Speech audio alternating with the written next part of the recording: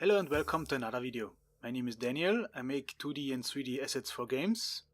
I got an email from my first subscriber. Let's call him Mr. X for privacy reasons.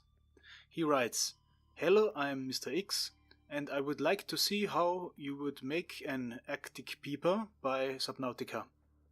I'm a fan of the game and would like to make a 3D model and more." Thanks for the subscription. So first you should master the basics of a 3D model engine, for example Blender, before you start with it. I will show you here in the video the step I would make to export a Peeper into a game engine. Information subtitles are available, so turn on the subtitles in the video. I hope you like my video and have fun watching it.